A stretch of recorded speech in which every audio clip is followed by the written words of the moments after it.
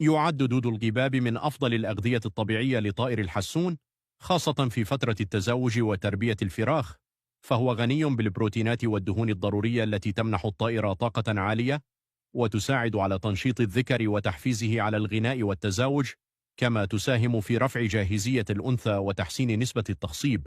إضافة إلى ذلك يلعب دود القباب دورا مهما في تسريع نمو الفراخ وتقوية مناعتها، لأنه يمدها بعناصر غذائية سهلة الهضم.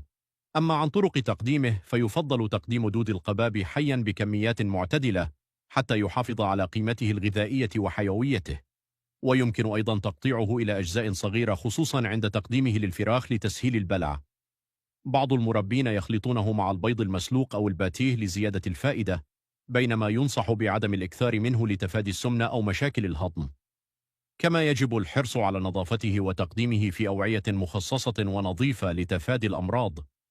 باختصار، دود القباب هو غذاء قوي ومفيد إذا استخدم بذكاء واعتدال، ويمكن أن يحدث فرقا واضحا في صحة الحسون ونشاطه وجودة إنتاجه.